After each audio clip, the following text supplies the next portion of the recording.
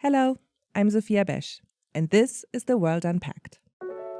In this episode, we're taking a look at Tunisia's democratic election and its impact on the region and its relations with the United States and other partners. Following Sunday's controversial presidential election, Saied has secured his second term in office. While this result was widely anticipated, it raises deeper questions about the trajectory of democracy in the region. Tunisia was once seen as the shining success of the Arab Spring, a beacon of democratic hope. But now, like several of its neighbors, it finds itself grappling with rising authoritarianism, weakened institutions, and disillusioned voters. Today, we're not just looking at Tunisia's election results, but also exploring what these trends tell us about the state of democracy in the wider region. How did Tunisia arrive at this point in its democratic trajectory? What does this mean for the future of political reform, governance, and stability in North Africa and beyond? To help us make sense of it all, I am joined by Sarah Yerkes, my excellent colleague and a senior fellow in Carnegie's Middle East program. She's an expert on Tunisia's political and economic reforms. Sarah, welcome to the show. Thank you so much for having me. I'm delighted to be here. Great. All right. So, Sarah, the results are in. Yes. I don't think you're surprised. I don't think many people were surprised. Kais Saied has been re-elected with over 90% of the vote, a landslide victory with very low turnout. The lowest, I think, since the revolution in 2010-11. Yes.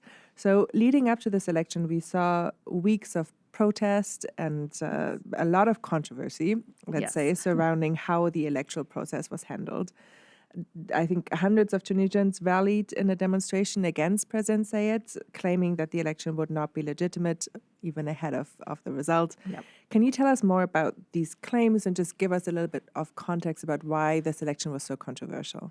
Certainly. So this election was very meaningful for a variety of reasons, but mostly because it was just such a departure from the 2019 elections, which were when Saied himself came to power. You know, what we saw over time was that he has chipped away at the decade of democratic progress really within a very short period of time. And these elections were really, you know, kind of the final nail in the coffin of Tunisian democracy. He is a constitutional law professor and has very adeptly used the law and his credibility by being a constitutional law professor. To say it wasn't equal is not even close to just how much he manipulated the system, where in the end, you ended up having three candidates technically on the ballot: Saied himself, another person who had been a Saied loyalist for quite a long time, but who did start to be a little critical of him in the end. And then a third candidate who represented the opposition, who was in jail because of this same laws that Saied himself had created, where he was accused of different election violations. So, you know, you have Saied winning over 90%. It's kind of amazing he didn't just say 100%. You know, this is such a farce to the point where he just went so far in both manipulating this and not even trying to pretend this was democratic in any way, shape, or form.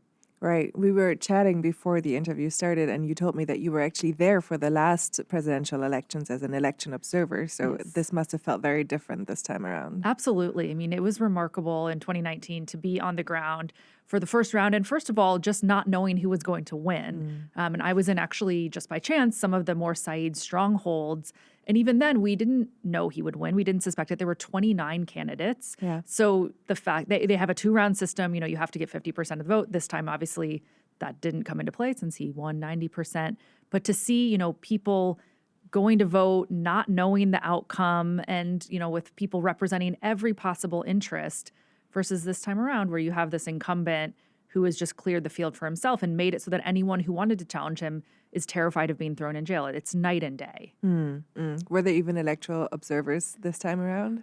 No. So, well, there were some, although it was the last time when I was there, I was part of a U.S. delegation from the National Democratic Institute and International Republican Institute who regularly observe these sorts of contests. There was an EU mission, African Union. There's all sorts of other many local Tunisian NGOs on the ground as well. This time, the situation was very different. So the Western countries either chose not to go because they knew it would not be free and fair, or were not invited.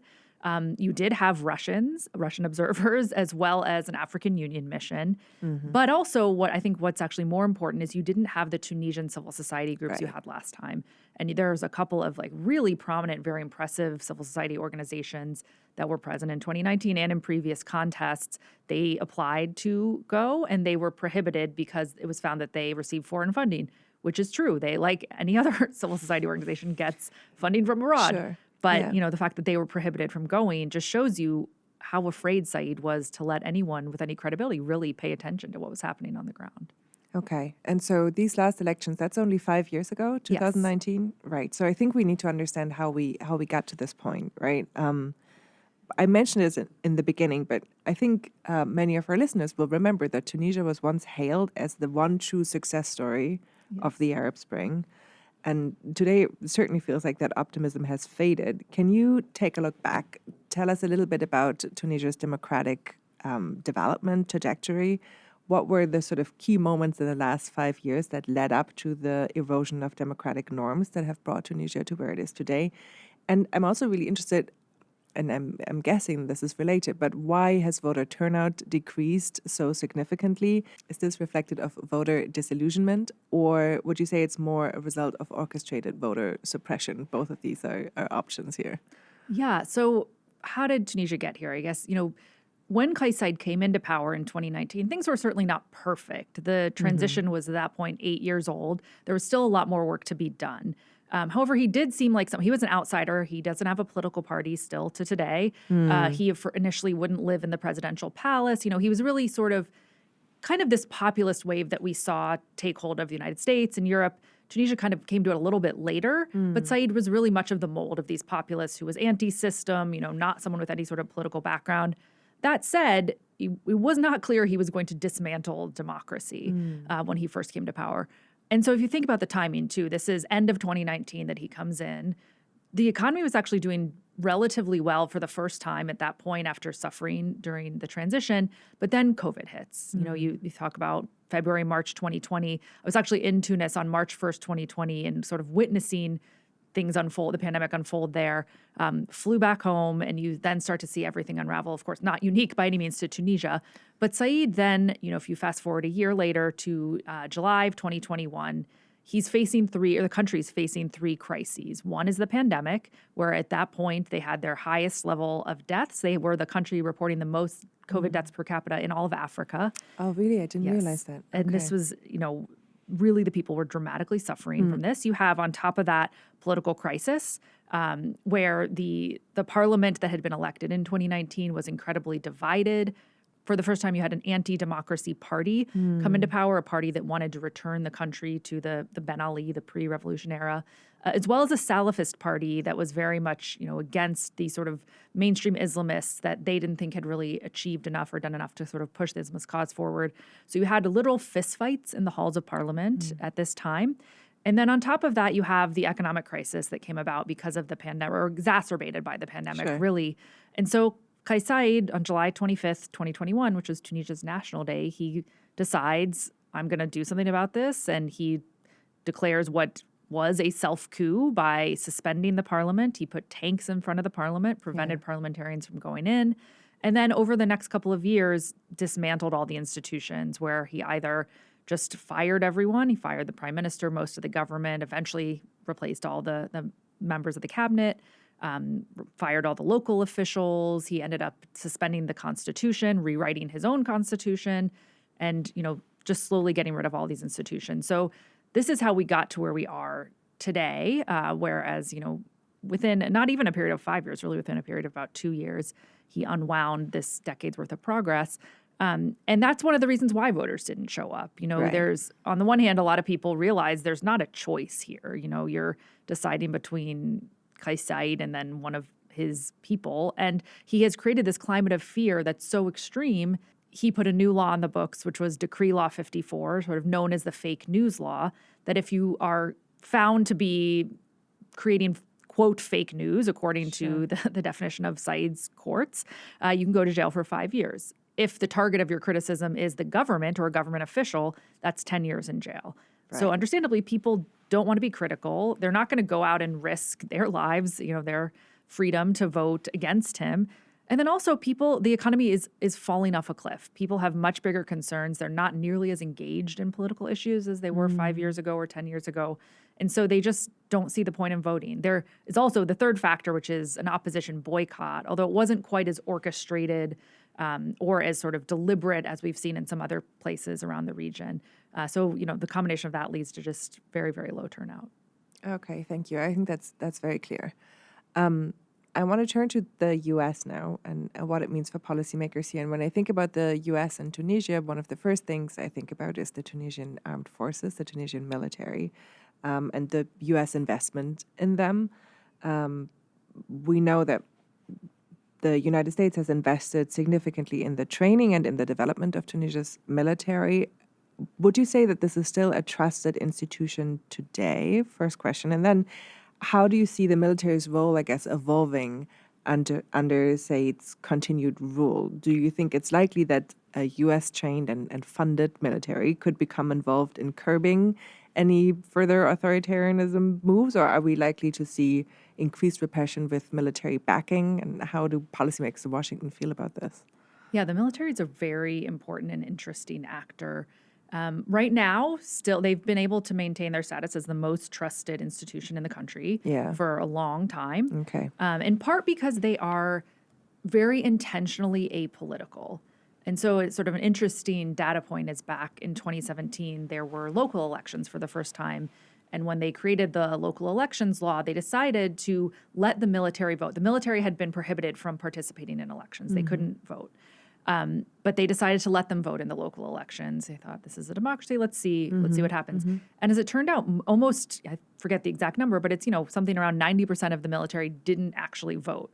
And when people were interviewed, they said that they didn't think it was their place to participate in politics. Right. So it just shows you to the extreme of sort of how apolitical they view strongly themselves. held values. Exactly. Yeah. And that is carried over. Now, at the same time, Saied has tried to politicize the military. So, you can point to putting military tanks in front of parliament as a sort of political act. Sure. And the military didn't say no to that. You could also argue that he's their commander-in-chief, and had they said no, that would perhaps be more political. But at the same time, what we've seen him is, he's appointed various military officers into cabinet positions. He's tried to have military officers stand behind him when he's made certain statements and things like that.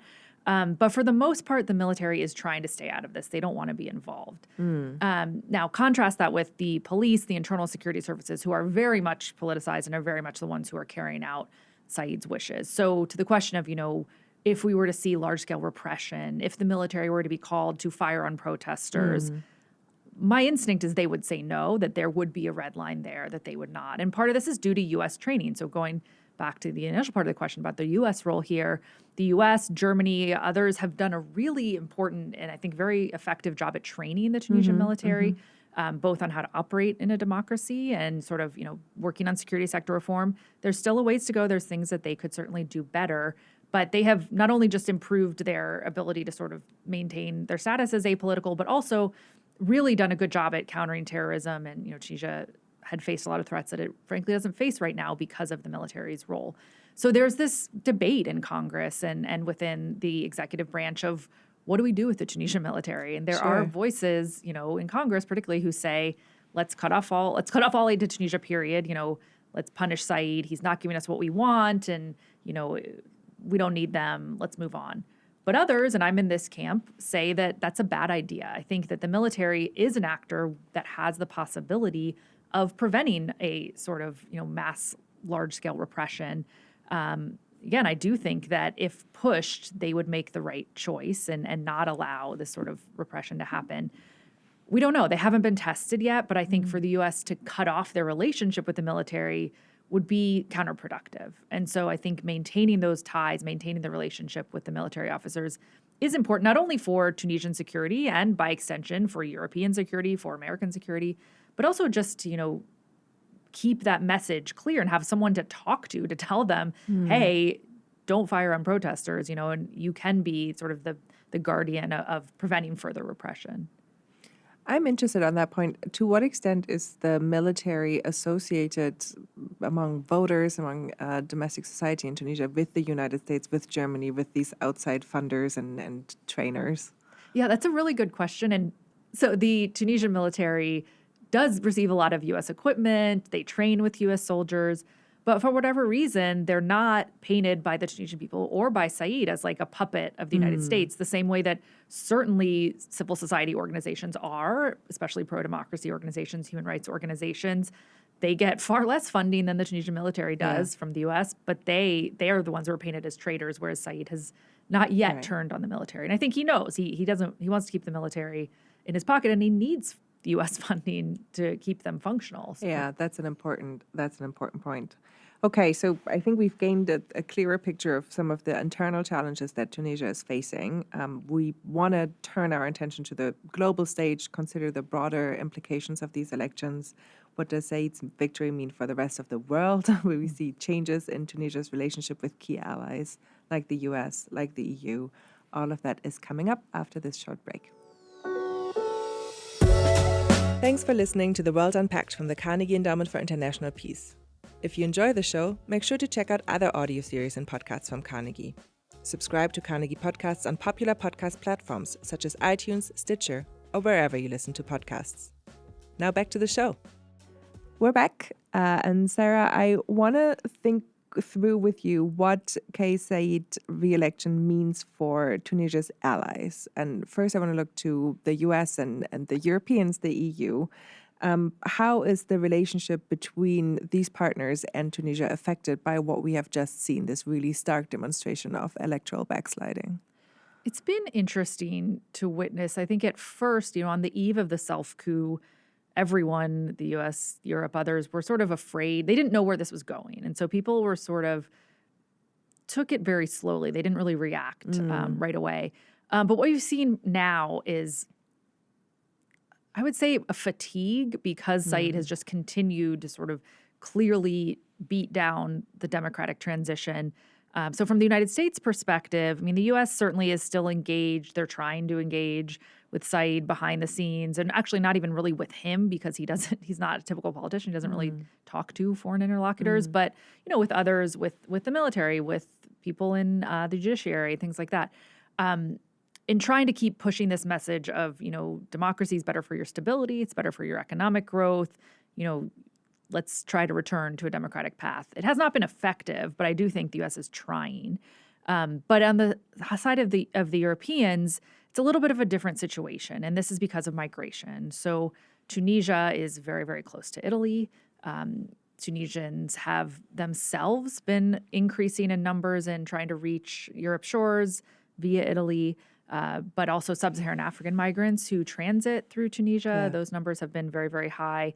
And so Europe, largely led by Giorgia Meloni and Italy, has really pushed back on this and has come up with some deals with Saied. They have inked agreements that make Tunisia the sort of border guard, as people say. And it's been effective in a way. You've seen the numbers of migrants actually go down over the past several months. However, this has led to dramatic human rights abuses where Tunisia actually sends a lot of the sub-Saharan African migrants to the desert, to the border regions with Algeria and Libya. We're talking about, pregnant women, babies dropped at a border with no food, no water, no shelter. There have been deaths of migrants, including children. So this has created this situation where Europe is being blamed quite a bit by the human rights community inside and outside of Tunisia for facilitating these human rights abuses. So the relationship is dramatically different than it was several years ago, where Europe and the United States were the main funders and supporters of the democratic transition. Democracy has sort of fallen off of the, not that Europe would not like to see it. Sure, they would love to see democracy returned. It just hasn't been the priority in the wake of this migration challenge and in the wake of the sort of shift in Europe towards the right as well, where we're starting to see more European leaders focus on the migration issue more. Yeah. Okay. I'm really glad that you've sort of distilled for us what I think is the main tension that Western partners feel, which is the tension between their concern over rising authoritarianism, the values of democracy being one of them, and then security interests in this region. And for the Europeans, that's related to the border guard function, which is a very cynical way of talking about this country and migration coming into Europe. For the Americans, I would assume that part of it has to do with U.S. influence in the region at a time where Russia, China, others are also interested in expanding their influence over this region. Can you talk a little bit more about how we see these actors, Russia and China, showing up in this region and what that means for the ties that Tunisia has to foreign partners? Yeah, so Saied himself has been very actively courting Russia in particular since he came to power. He's clearly tried to make this sort of shift away from just the Western partners towards other potential partners, whether it's for funding or just for diplomatic support. really like right after the beginning of the war between Russia and Ukraine, Saied scheduled a state visit to Moscow, and someone luckily got in his ear and told him that was not a good idea, and he ended up not doing it. But he has been very much trying to get sort of on Russia's good side. I mean, Putin, I think, is distracted, understandably, with many other things, so he doesn't pay much attention to Tunisia. But I think if Saied had his way, he would like to see a stronger Russian relationship. When it comes to China actually during the democratic transition was actually quite active in Tunisia, or growing its presence in Tunisia, largely in the tourism sector, where Tunisia has a large tourist economy. China has a lot of tourists. There were some different agreements made between China and Tunisia. The democratic government really courted China as well to help with the economic picture. And that wasn't honestly really seen as much of a threat to U.S. and European interests at the time. Some of the other things that they've done, though, like Huawei is everywhere in Tunisia. Everywhere you go, they've built a large undersea cable between Tunisia and Italy. China has largely filled a gap that the U.S. and Europe were not filling when it comes to different economic interests. That being said, there is a lot of concern. I mean, China's very interested in Tunisia's ports. It's a peninsula in the Mediterranean with a lot of Mediterranean coastline, very strategic, very close to Europe. And so there is fear over spying and sort of what that could mean long term if China gets more involved. China has not, though, stepped up to sort of fill in this massive hole in Tunisia's budget, which they would love for China to do. Right. They really, really need foreign assistance. The U.S. and Europe have stepped back tremendously, and China has not been willing to jump in. So I think, Tunisia matters to China in a sense, but it's not its priority, even in, North Africa. Yeah. This goes back to a conversation we had on this podcast a couple episodes ago with our colleague Amr Hamzawi about great power influence in the region and the distinctions between U.S. often providing foreign aid, China an economic partner and investment, but less foreign aid. Right. And then it would be interesting to hear your thoughts on what role Russia could even provide, given that Tunisia has a pretty strong military already, which is usually the role that sort of Russia provides in that region. Yeah, and I think if Russia, I mean, we've seen this play out in Egypt a bit, where Egypt courted Russian military equipment more, and the U.S. was not happy about that. Sure. And I think, if that were to happen, that would be just really fodder for those in Congress who want to cut off military aid. Yeah. And so we'll see. I mean, I will say in the Russian space that Tunisia, much like the rest of the region, got most of its grain from Russia and Ukraine prior to the war. And so that was one area of interest, and gas also. And this is where Algeria has come to play a much more important role, because Algerian gas is available. I mean, Algeria has really sort of profited from the war there. But, Tunisia is interested in Russia in part to sort of prevent these further, fuel shortages and food shortages and things like that are problematic. Okay.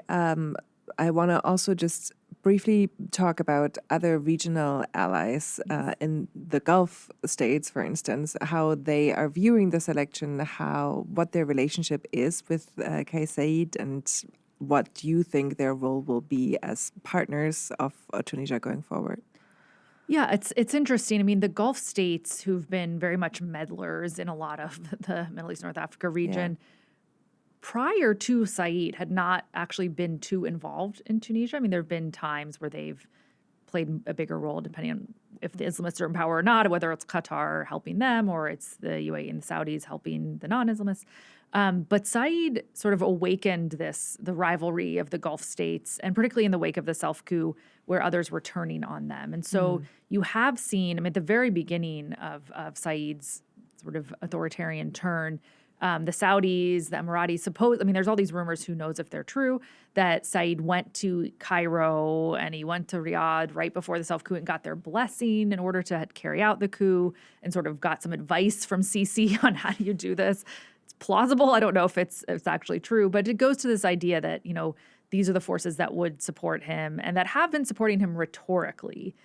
They have not put money where their mouth is. And that's the problem, and that Saied really, really needs money. I mean, the economy is, as I said, falling off a cliff. And so, interestingly, the United States has intervened with the Gulf states somewhat to get everyone kind of on the same page. Everyone is trying to get Saied to sign an IMF deal that has been on the table for a couple of years, and Saied is just waiting for his signature. I mean, this point would probably need to be renegotiated because it has been a couple of years. But the point is that, Saied thought he could say no to the IMF and that the Gulf would step in, which they have done in some other places.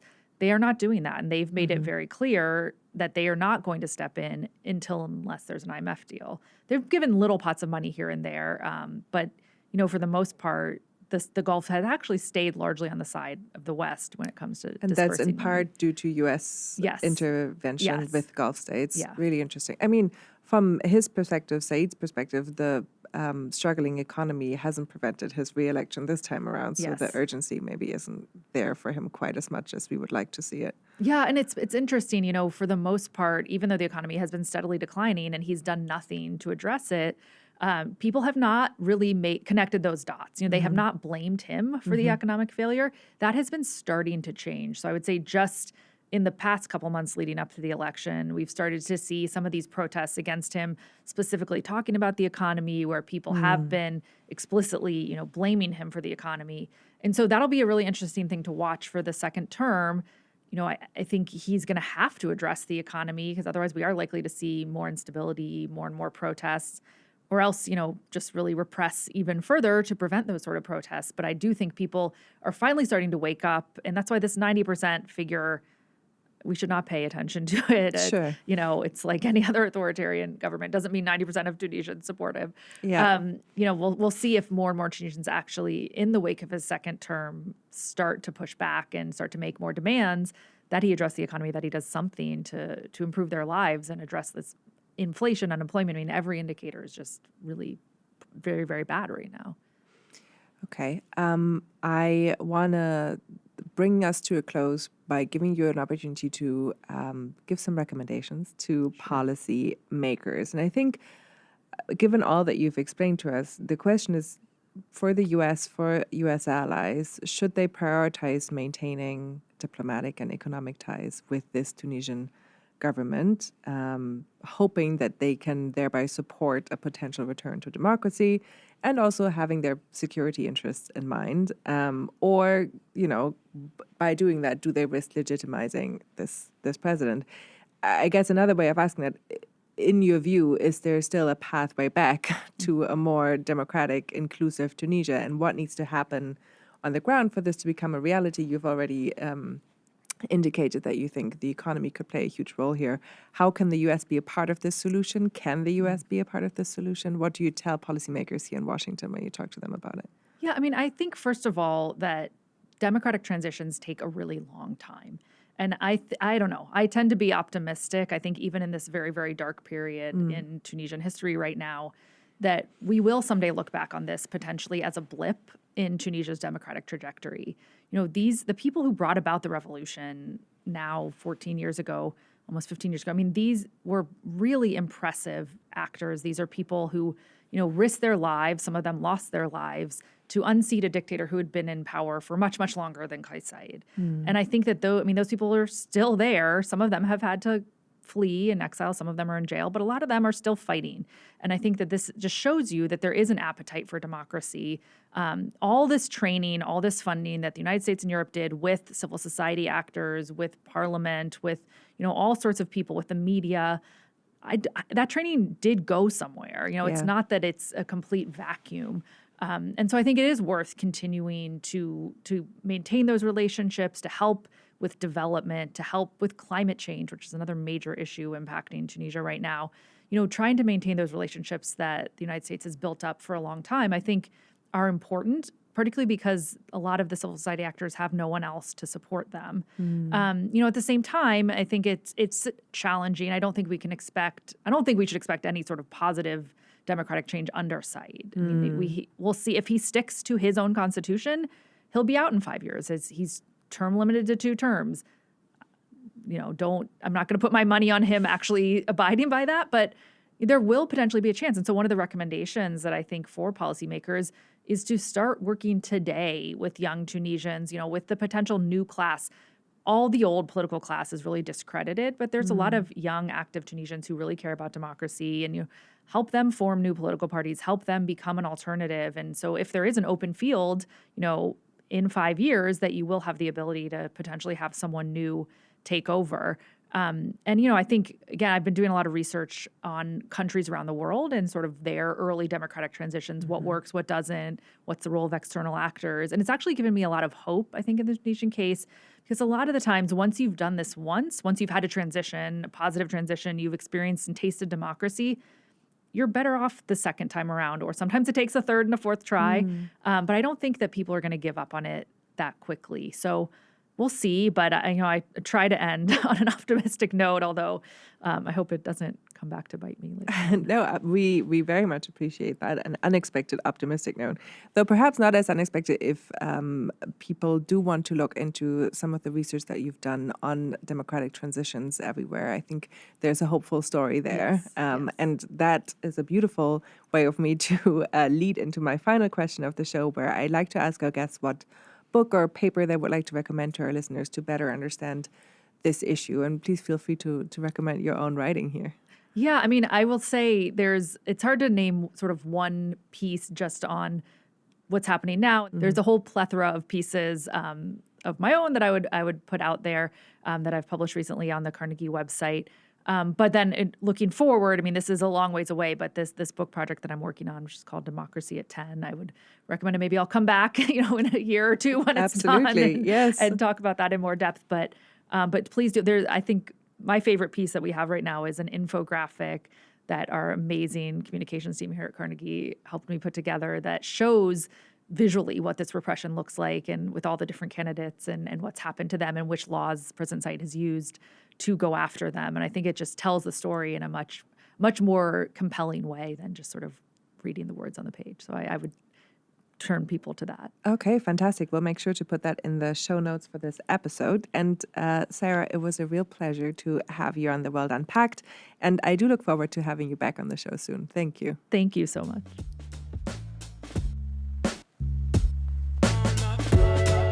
You have been listening to The World Unpacked, an audio production of the Carnegie Endowment for International Peace. Views expressed are those of the host and guest panelists and not necessarily those of the Carnegie Endowment for International Peace. Subscribe to Carnegie podcasts on popular podcast platforms such as iTunes, Stitcher, or wherever you listen to podcasts. Learn more at thecarnegieendowment.org. Tim Martin is our audio engineer, Mira Varghese produces the show, and Clarissa Guerrero is our executive producer. I'm Sophia Besch. Thanks for listening.